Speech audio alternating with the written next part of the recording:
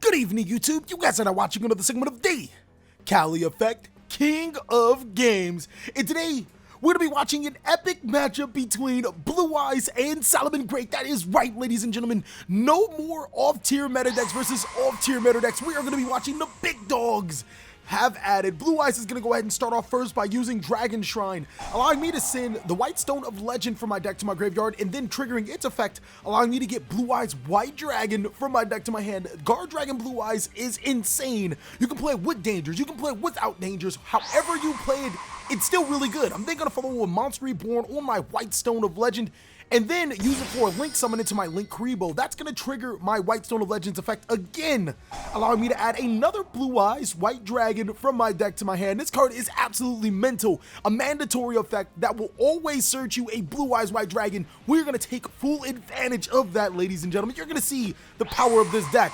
I'm then going to go ahead and use World Legacy Guardragon, allowing me to special summon that White Stone back to my side of the field, and then use it for another Link Summon into Guardragon Elpie. Now, World Legacy Guardragon allows me to move it to a different zone, and not just I have two cards pointing to a different zone, I can special summon a monster from my deck. But no! TJ has the Ghost Ogre and Snow Rabbit, destroying the Guardragon Elpie. I don't have two zones to where two zones point to, so I'm going to lose my monster with no effect. I'm going to go ahead and activate Melody of Dragon Awakening, and then go ahead and pitch a Blue Eyes White Dragon from my hand to the graveyard. That's going to go ahead and allow me to add a Chaos Emperor Dragon. We already know that I have Blue Eyes White Dragons in my hand. I searched them from days. So I'm going to add that Chaos Emperor Dragon and another copy of, or a copy of Blue Eyes Alternative White Dragon this time. I'm guaranteed at least one huge monster, actually two huge monster summons. We know that I have a dark monster in my graveyard. It's going to get really scary hours for this Salamangreat deck. One thing that I did notice about the strategy, I'm going to special summon Blue Eyes Alternative White Dragon to my side of the field, is that Salamangreats are pretty limited to, basically, if you can prevent them from going into the extra deck, they might have problems. I'm going to go ahead and normal summon Parsec to my side of the field, and then both of those monsters can be used for an Exceed summon into a Galaxy monster. Now, it does not matter what Galaxy monster you're using, because you're just going to rake it up into number 95 Galaxy Eyes Dark Matter Dragon, a card that is banned in the OCG for good reason. When it is Exceed summon, you can send 3 dragon monsters with different names from your deck to the graveyard, and your opponent must follow up by banishing 3 monsters from their deck. The best thing about Dark Matter is that it cannot be hand trapped, as sending 3 dragons from your deck to your graveyard is cost. So even if TJ does have a Effect Veiler or an Ash Blossom or whatever, it is cost to send those 3 cards. It does not matter. You're going to be able to pop off and get those monsters into your graveyard, and this will leave TJ at a really bad spot. I'm going to send a Guardragon monster, Amorphage Goliath, and Archbrave Dragon. You guys got to forgive me. Remembering these Guardragon monsters can be a little bit of a problem. It's Guardragon Garmides. And then I'm going to go ahead and pass my turn. I'm satisfied with having a 4,000 beater on my side of the field and a Link Kaiba that, if he just so happens to summon a monster bigger, can reduce that monster's attack to 0.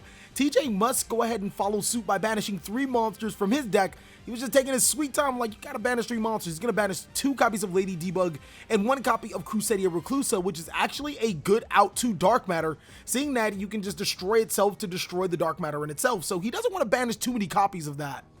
I'm going to go ahead and again pass my turn right back to him, and then in his standby phase, I can use Archbrave Dragon to special summon Amorphage Goliath to my side of the field. Now, TJ, he ain't been around the block around Amorphage Goliath for too long. He doesn't necessarily understand that you can't special summon from your extra deck, so he's going to go ahead and start off his turn by normal summoning Salamangreat Spinny to his side of the field and attempting to link it off, and I'm like, nah, fam.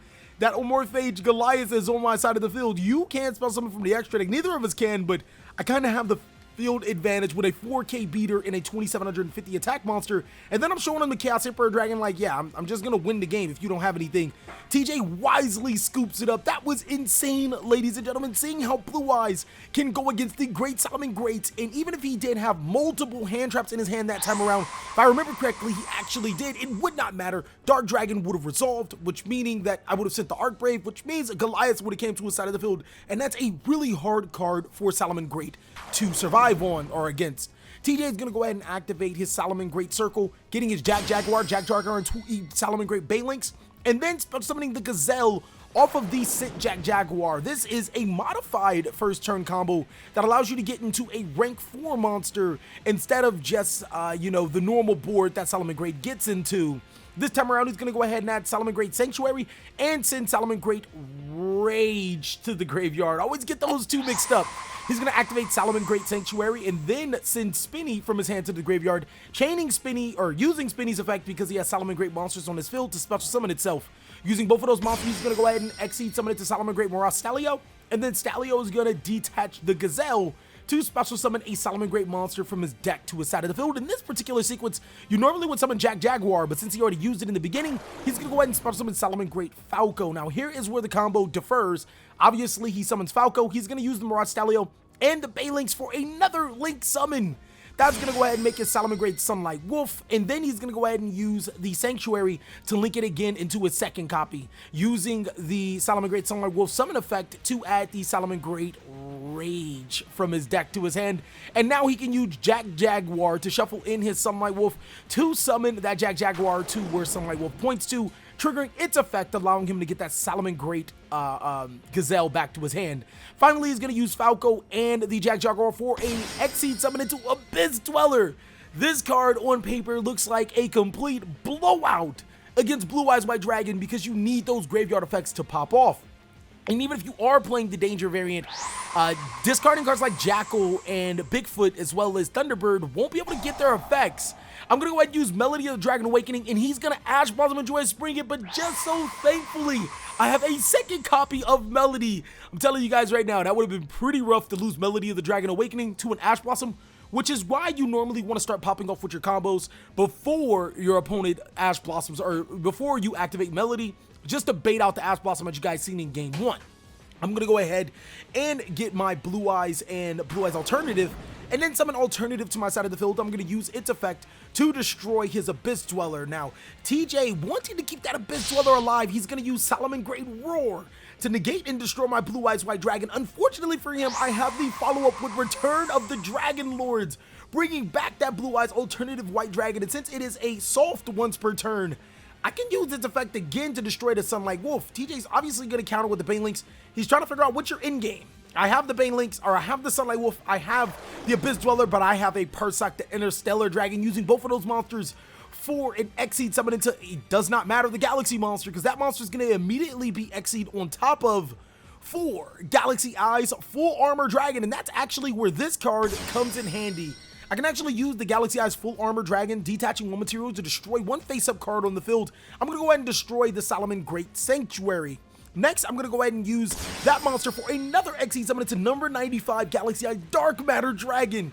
And now the pain and suffering begins. If TJ has no responses to the summon of Amorphage Goliath or to the activation of Archbrave Dragon, he is in a tough bind because Archbrave Dragon does activate on the next following turn, as opposed to where Abyss Dweller would only stop on that turn. Now, granted, in his draw phase, he can actually use the Abyss Dweller, or since he does have player priority, he can just use Abyss Dweller in his standby phase, but I'm going to go ahead and attack over it with the Galaxy Eye Dark Matter, so that's not going to be on the field for him to reap the rewards of its benefits. And if you guys want to see some more awesome content, consider joining my Patreon. We're going to have so many more awesome live duels for you guys, so many deck profiles. We actually might even, we're going to be uploading the updated, not Flame Bell, I was going to call this deck Flame Bell. If you recorded too much for Scrub Olympics, we're going to be uploading an updated Salamangreat deck profile, as well as quite a few other profiles in the future. So if you guys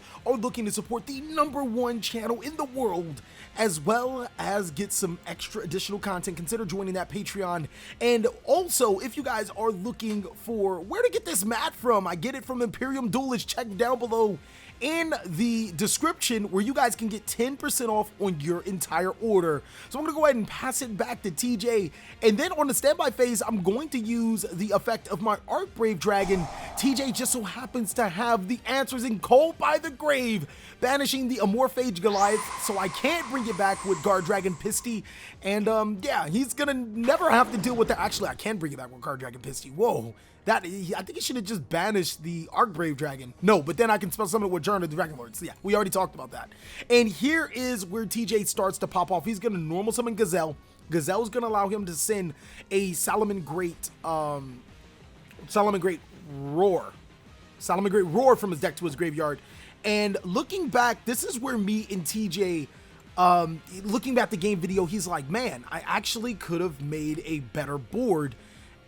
You know, just doing things a little bit different. You guys are going to see a misplay alert, but I think it's a very teachable moment, which is the reason why we decided to leave it in there, especially when you're looking at a deck that isn't necessarily meta, but definitely has some implications on the meta. I mean, summoning Amorphage Goliath has worked really well for Pendulum Magician. Now a deck that can really gain the effects of Amorphage Goliath, summoning from your deck and keep on abusing it back to your side of the field, as well as banish cards from the opposing deck. You guys get to see something saucy within this deck. So yes, we thought it was a very good teachable moment for Salamangreat players, but also just to show off the prowess of the Blue Eyes White Dragon. So TJ is then going to go ahead and use the Salamangreat Gazelle right into a link summon of his Balinks, and he's going to use his Balinks effect. Yes, I know, right? TJ plays more than one copy of Salamangreat Sanctuary. We're not playing that in the deck profile. Even though it felt good, we're not playing that in the deck profile at all. He's then going to go ahead and follow up by using that Salamangreat Sanctuary and then summoning Crusadia Reclusia to his side of the field. Now, here is where the mistakes start to pile up on somebody that does know how to play Salamangreat, but is not as experienced as your quote-unquote professional Salamangreat player. First of all, Crusadia Arborea was activated upon its summon. Secondly, he should have summoned all these Salamangreat monsters to his side of the field before making his Sunlight Wolf. So in the correction, he actually would have summoned the Reclusia to the Balinks and then uses the Reclusia's effect to destroy itself in the Dark Matter Dragon. That's actually going to allow me to protect it with Return of the Dragon Lords, you know, because Return of the Dragon Lords is a card that needed to be addressed in the sequence. And then he's going to go ahead and summon Spinny to his side of the field. Spinny plus Balinks is going to make the Salamangreat Sunlight Wolf. Then he's going to summon Jack Jaguar under the Sunlight Wolf, which will allow him to add Ash Blossom and Joyous Spring from his graveyard to his hand. If he did that, he would have had a much stronger board. Yes, he does need to get rid of the Return of the Dragon Lord, so he doesn't have access to 4 monsters. He only has access to 3.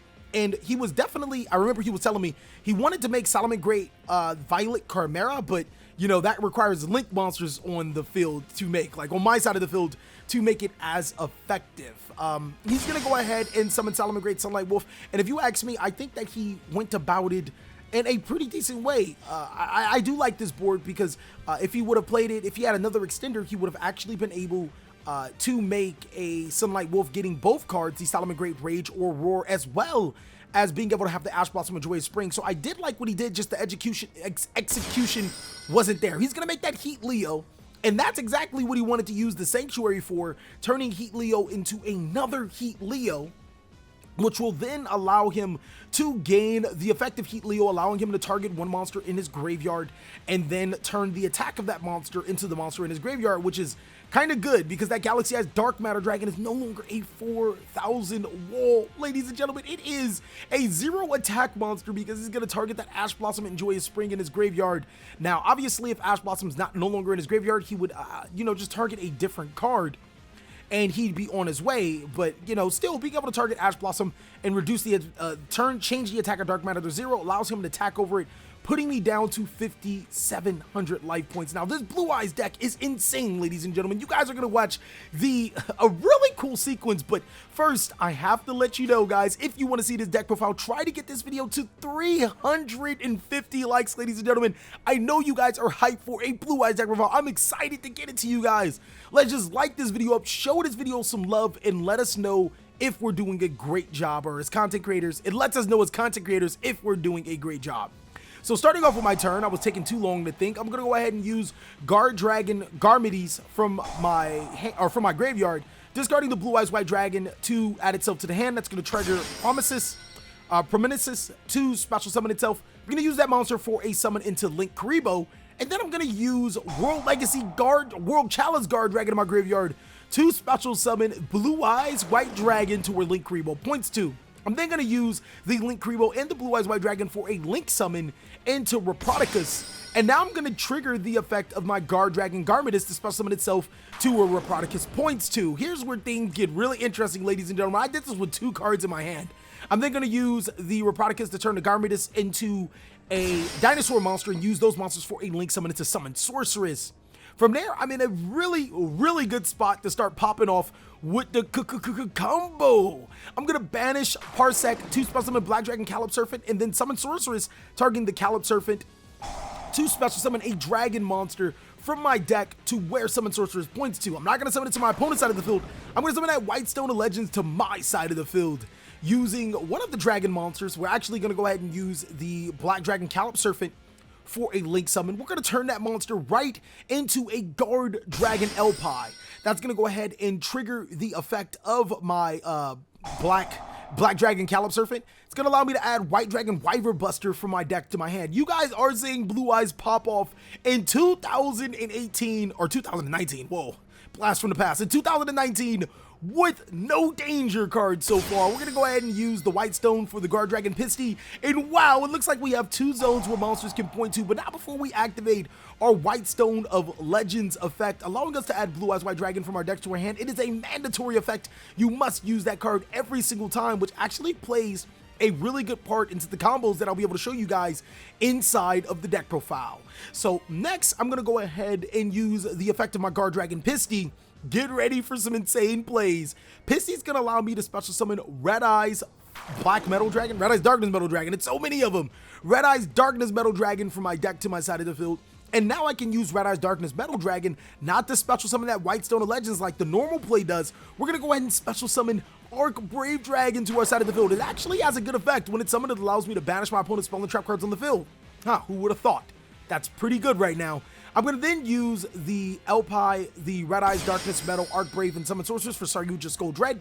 That's going to allow me to draw 4 cards from my deck and basically recycle my hand. This is insane, ladies and gentlemen. Blue Eyes actually has a comeback play. And as you guys can see, I still have Guardragon Pisty on my side of the field. We're going to get a little, or we're going to make TJ a little Pisty, get it, in this combo sequence. He's upset right now. Since Pisty does point to an arrow that Saryuja points to, I can go ahead and use Pisty's effect after resolving Saryuja to special summon a monster from my graveyard and banish to my side of the field.